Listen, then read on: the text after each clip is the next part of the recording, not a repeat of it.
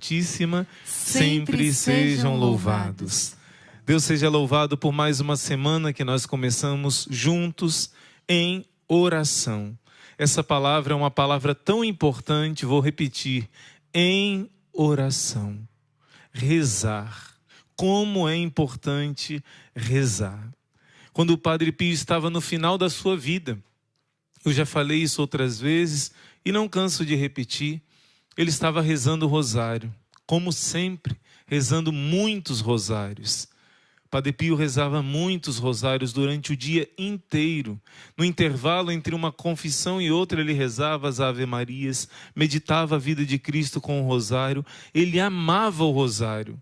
A grande devoção do Padre Pio era o Santo Rosário. Por isso ele tudo conseguia com a novena de rosários, que é chamada novena de Nossa Senhora do Rosário de Pompeia, que nós, por esse motivo, fazemos todos os dias, de segunda a segunda, de domingo a domingo, de terça a terça, de sábado a sábado, porque a novena predileta do Padre Pio, rosário, novena de rosários.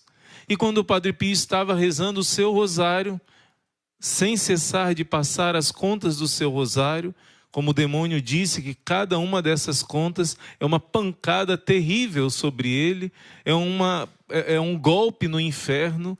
Cada Ave Maria, imagina milhares, milhões e milhões e milhões de Ave Marias, de milhões de pessoas rezando. Imagina, cada vez mais o Espírito Santo está fazendo crescer o número de pessoas a rezar o Santo Rosário.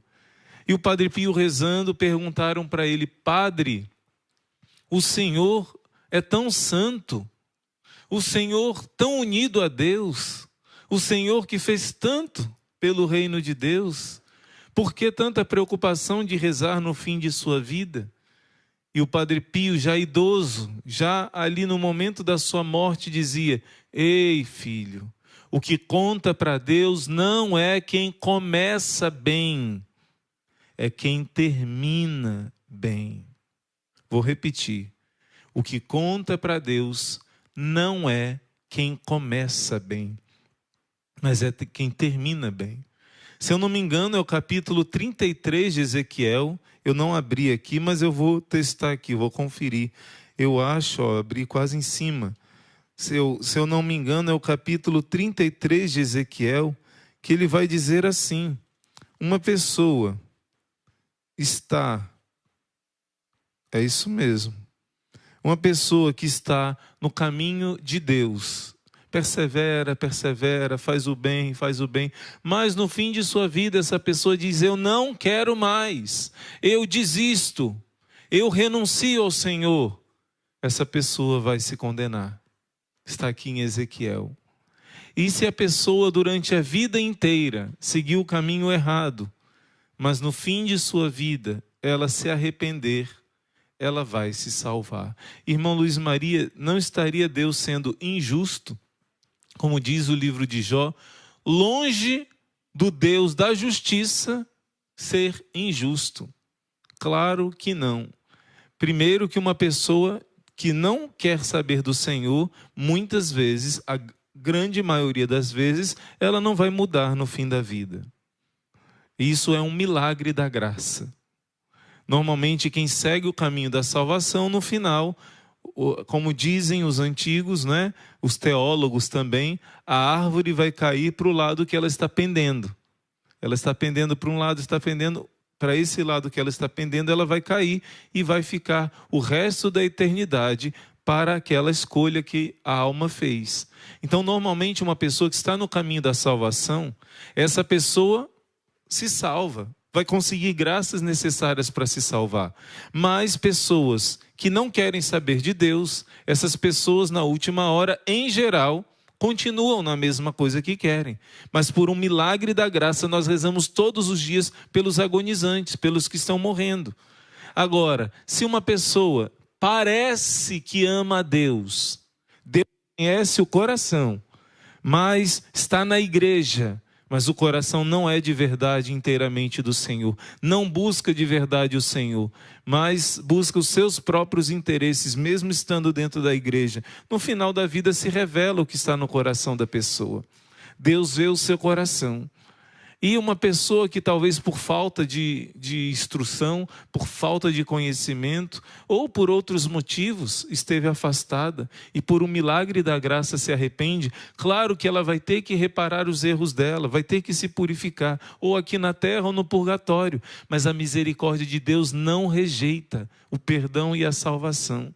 Aquele ladrão na cruz, o malfeitor, ele se arrependeu, ele aceitou aqueles sofrimentos da cruz como sendo a purificação dele. Ele disse: nós merecemos isso, e por isso ele foi direto para o céu. Então, o que conta diante de Deus é aquele que persevera até o fim. O Padre Pio, no seu leito de morte, ele vai dizer: o que conta para Deus não é começar bem, mas é terminar bem. Eu quero pedir que você abra a sua palavra em Mateus capítulo 24, versículo 13. Anota, sublinha esse versículo que diz: quem, porém, perseverar até o fim, será salvo. Quem vai ser salvo? Quem diz Senhor, Senhor. Às vezes os protestantes, com a teologia errada do sola fide, sola scriptura e sola gratia, que dizem que basta a graça para se salvar, não precisa de obras, basta a escritura, não precisa de igreja, né? E fé, escritura e a graça, basta a graça. Não, Jesus disse: nem todo aquele que me diz Senhor, Senhor entrará no reino dos céus, mas aquele que coloca em prática as minhas palavras. Então não basta dizer Senhor, Senhor. Você tem que cooperar com a graça. Somente aquele que perseverar até o fim será salvo. Por isso o Padre Pio está rezando até o último momento da sua vida, pedindo a Deus a graça de ser fiel até o último momento. E uma das tentações que vai querer te afastar disso, da sua perseverança, se chama desânimo. Um grande obstáculo, uma grande arma do inimigo para te afastar dessa perseverança. É forte também quando Jesus diz outra palavra de perseverança: de que adianta o homem ganhar o mundo inteiro e perder a sua alma? Então hoje nós vamos pedir a intercessão, a ajuda do Padre Pio para vencer essa tentação do inimigo, que quer te tirar da sua perseverança, tirar do seu caminho de salvação. E o desânimo é uma arma terrível que o inimigo usa, e aquele que reza consegue vencer essa tentação. Santa Teresa d'Ávila diz que o principal desânimo que o inimigo tenta colocar na sua vida é o desânimo de rezar. Se você parar de rezar, todas as outras graças vão também cair por terra. A maior intenção do inimigo de Deus é te afastar da oração. O maior desejo do inimigo de Deus é te afastar da oração. Grava bem isso no seu coração. Tem pessoas que pensam que o combate espiritual... Já viu? Tem pessoa que pensa assim: combate espiritual, existem inimigos, né? Nos ares, está lá em Efésios 6. Existem demônios que querem nos perturbar. E nós vivemos uma batalha espiritual. Talvez pessoas que estão começando agora a sua caminhada na igreja possam pensar assim, porque eu já vi muita gente pensando isso. Combate espiritual é se proteger para não acontecer nada de errado na minha vida. Combate espiritual significa que tem muitos demônios por aí, que se eu me proteger, eu não vou sofrer. Filho, o diabo não quer te fazer sofrer. O diabo quer te fazer sofrer para sempre no inferno. Um único objetivo do diabo é te fazer perder a salvação. E se para isso ele precisar te encher de riqueza, te encher, como diz aqui no Ceará, encher o seu bucho, né? Se ele precisar para isso te dar tudo, como diz aquela canção da nossa Madre Kelly, elevadas posições, domínio, fama, tudo te darei. Onde está o teu coração? Deixa tudo e me segue. Eu costumo dizer antigamente, Os santos encontravam Jesus, deixavam tudo, eram ricos, ficavam pobres porque encontraram Jesus. E a sua riqueza passava a ser Jesus. São Francisco de Assis, por exemplo. Hoje em dia, pare de sofrer. A pessoa é pobre, encontra Jesus e diz: agora eu tenho 2 carros do ano na minha garagem. Agora eu tenho isso, agora eu tenho aquilo. Os valores parece que estão tentando se inverter, não é? Eu vivo nesse lugar especial, vivo no coração do Pantanal, no coração dessa gente que tem muito pra ensinar. É aqui. Não estou dizendo que a bênção de Deus não vem também na sua área financeira, não é isso. Mas eu estou dizendo que o combate espiritual é acima de tudo para enfrentar o inimigo da sua salvação. Ele quer te desviar do caminho. Claro, consequentemente, ele quer fazer acontecer outras coisas também, mas isso é secundário. O principal de tudo no combate espiritual é para que você e a sua família se salvem. Se salvem, o inimigo não quer que vocês se salvem. Ele quer prejudicar de várias formas, mas eu repito, se for necessário te dar coisas boas, como a pessoa faz com o porco, ceva o porco para o abate. Enche de comida o animal que vai ser abatido, né? O peru de Natal, deixa ele bem gordinho. Olha como esse meu dono gosta de mim. Ele me dá comidas gostosas, eu estou ficando bem gordinho. Aí chega o Natal, já era. Essa é uma imagem do que o inimigo faz com a gente. Combate espiritual é enfrentar um diabo que não vem de chifre, tridente te assustar. Essa é uma das formas dele assustar, o medo. Mas não é o principal. O modo principal dele te enganar é pela sedução. É com as coisas que você gosta. É usando, é igual aquele peixe, a iscazinha que você coloca no anzol para pegar o peixe. Então, combate espiritual é, acima de tudo, mais do que lutar com o diabo, é lutar conosco mesmo. Combate espiritual é perseverar até o fim. E Nossa Senhora vai dizer nas mensagens dela, através do Padre Gobi, como ela tem planos maravilhosos para você. Ela quer te usar para salvar toda a sua família. Mas o inimigo não quer que você confie nesse plano de Nossa Senhora. Ele não quer que você persevere rezando por você e pela sua família. E olha o que Nossa Senhora diz: eu tenho um grande desígnio sobre vós. Respondei todos com generosidade. Me dai a vossa oração, dai-me a vossa oração, o vosso sofrimento, a vossa confiança. Não temais se o meu adversário vos ataca com terríveis ciladas para conduzir-vos ao desânimo. Sois as minhas crianças mais pequeninas, os meus filhos prediletos, os meus apóstolos. A vossa luz se intensificará dia após dia. Talvez você nem enxergue, mas o seu rosário diário, o seu esforço. Irmão, eu não consegui acordar na madrugada em tal dia, mas Deus está vendo o seu esforço. E o seu esforço para rezar o rosário, a oração unida ao sacrifício, faz acontecer isso. Você não está vendo, mas a sua luz está se intensificando dia após dia. Você se torna uma pessoa luminosa quando você reza o rosário, quando você comunga bem, quando você confessa. O inimigo não consegue olhar para você, dói para ele. Assim como Moisés ficou luminoso depois de falar com Deus no Monte Sinai, muito mais do que Moisés não podia receber o corpo e o sangue de Deus. Era um anjo que falava com ele na sarça ardente. Está lá em Atos capítulo 7, era um anjo. Moisés não pôde ver a face de Deus. Está lá em Êxodo 33 e 34. Ele queria ver a glória de Deus e Deus disse: você vai me ver pelas costas. Ninguém pode ver a minha glória e continuar vivo. Mesmo assim ele ficou com o rosto resplandecendo de glória. Muito mais você, quando recebe o Cristo, Filho do Deus vivo, recebe a Santíssima Trindade inteirinha na comunhão eucarística. Quando você se prepara bem, quando você reza o Santo Rosário, Eu percebi isso quando eu comecei a ir para a missa diária. Muitas vezes eu ia de manhã cedo, em jejum, para a missa diária. No ano 2000, me recordo, quando eu comecei para valer todos os dias e a missa diária. Todos os dias é a missa diária, né? E ali, indo para a missa, depois da missa, algumas vezes eu ficava lá na igreja e rezava o rosário inteirinho, depois de comungar, em ação de graças.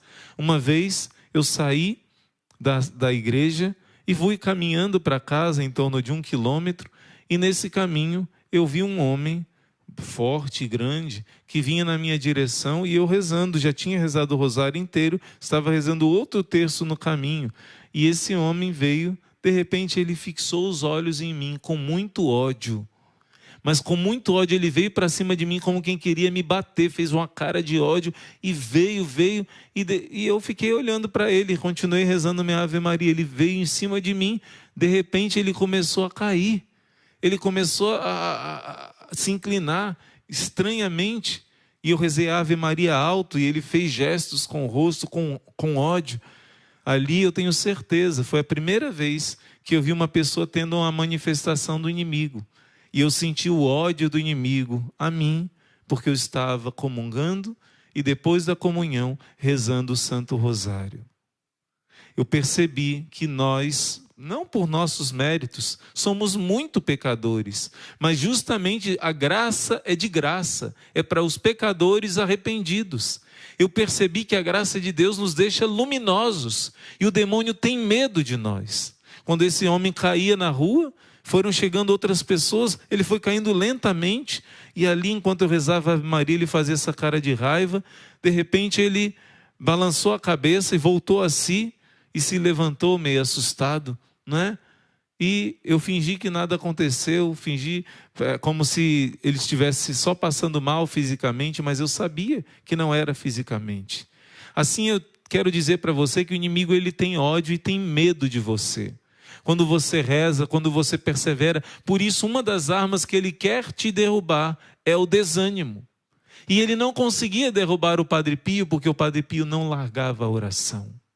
Ele atacou muitas vezes o Padre Pio, tentou fazer ele desanimar, desistir, mas ele não parava de rezar. E o Padre Pio fez grupos de oração. Assim como em Medjugorje, Nossa Senhora repete mil vezes: rezem, rezem, rezem. Essa era a única palavra de Padre Pio para os seus filhos espirituais, para os seus grupos de oração. Filhos, rezem, rezem, rezem mais. Rezem até que a oração se torne alegria para vocês. Rezem até que vocês cresçam no desejo de rezar. Como diz Nossa Senhora, quanto mais se reza, mais vontade se tem de rezar. Quanto menos se reza, menos vontade se tem de rezar. Essa palavra é forte, não é? E se você vai relaxando, o demônio do desânimo consegue entrar. Olha só, Nossa Senhora diz: a vossa luz se intensificará dia a dia, e vós servireis de guia e de salvação nos momentos da grande tribulação. Rezai, amadíssimos filhos, pois para a vossa pátria e para o mundo inteiro, pois a grande provação já chegou.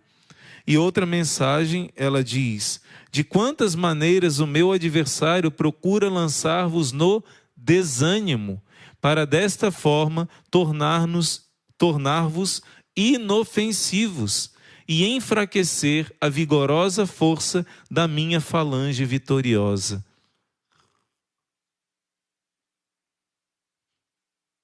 Olha só, o inimigo te torna inofensivo quando você para de rezar. Você quando reza, você é uma ameaça para o diabo. A prisão que ele tem escravizado há tantos anos pessoas da sua família, pode deixar aqui, eu pego no final. Pessoas da sua família, ele não vai mais conseguir aprisionar, graças à oração.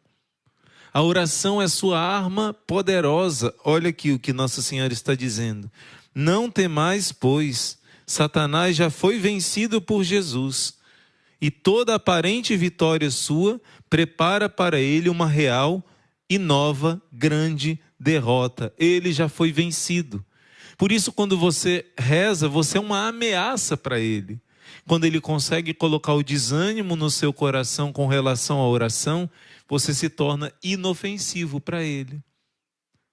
Nossa Senhora diz, olha que bonito, tem uma outra mensagem que ela fala o contrário. Você é uma ameaça para o diabo quando você reza. Quando você desanima na oração, você fica inofensivo para ele. Mas Nossa Senhora fala, e daí surgiu a devoção das 1000 Ave-Marias, lá em Medjugorje, graças a essa mensagem, através do movimento sacerdotal mariano, essa outra que eu vou citar agora, que Nossa Senhora diz assim, quando vocês rezam o rosário, vocês diminuem a força do inimigo. Quando vocês continuam a rezar o rosário, vocês delimitam o campo de ação dele. É como se ele ficasse aprisionado. Ele não pode ultrapassar alguns limites. Quando vocês continuam e rezam mais ainda o rosário, vocês tornam Satanás completamente inofensivo. Nossa Senhora está dizendo que você não só se torna uma ameaça para ele, você não só diminui a ação dele, pelo rosário você torna Satanás inofensivo. Ele não consegue vencer. Ele não consegue agir. As promessas da aparição de Nossa Senhora da Chama de Amor é de que o inimigo fica cego. O inimigo fica inofensivo. Por isso é tão importante você rezar o rosário e rezar bem. Quando uma família reza o terço em família, e todos estão se confessando, todos estão comungando, buscando a graça de Deus, e rezar o terço em família, claro, mesmo quem não estiver comungando pode rezar, mas eu digo que se todos estiverem comungando, confessando, estão selados, essa família está blindada, o inimigo tem medo dessa família, mas o que o inimigo quer fazer? Você desanimar. Vou repetir, Nossa Senhora diz, não temais. O meu adversário procura lançar-vos no desânimo, para desta forma tornar-vos inofensivos, enfraquecer a vigorosa força da minha falange vitoriosa. Nossa Senhora está dizendo que você faz parte da falange vitoriosa dela. Um esquadrão de guerreiros, e você faz parte desse esquadrão, desse exército. O inimigo tem medo desse exército. E só uma coisa pode diminuir a força desse exército, se ele parar de rezar: o desânimo. Por isso, cuida da tua alma para não cair no desânimo. Não faça suas orações só quando você tem gosto, não. Hoje eu estou sentindo uma vontade de rezar e vou rezar. Hoje eu não estou sentindo, então não vou rezar. Oração não é sentimento, não. Fé em Deus não é sentimento, não. Adorar a Deus não é sentimento, não. Você pode estar diante do Senhor no Santíssimo Sacramento, em algum momento está sentindo grande consolação.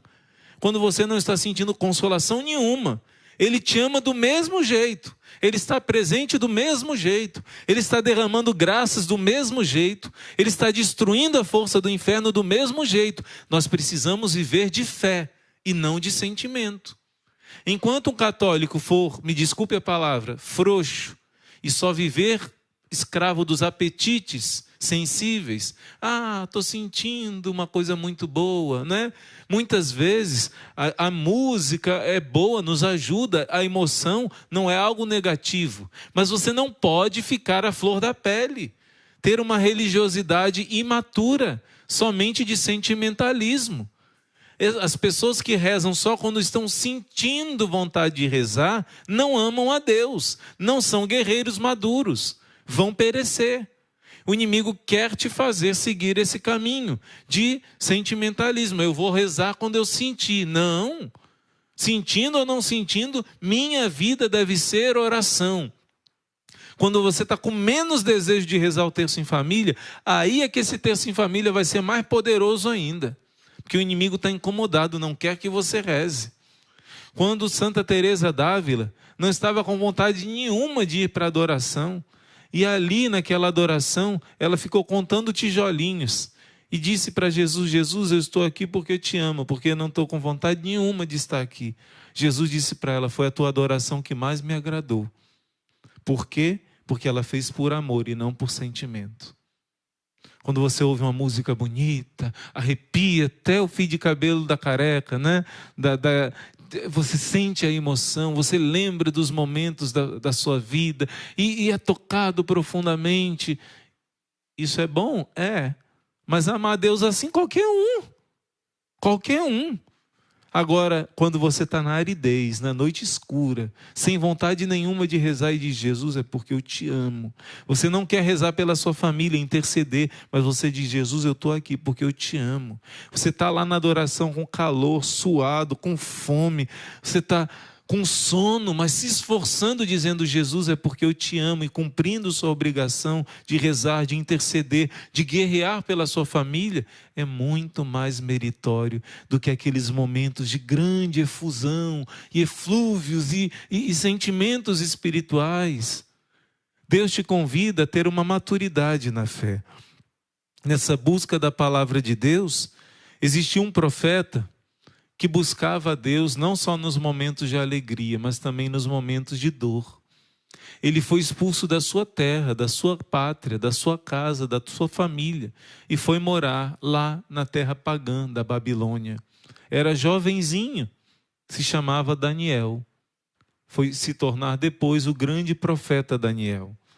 Daniel foi levado para a Babilônia, mas ele não desistiu de adorar o Deus verdadeiro, de ser fiel a Deus.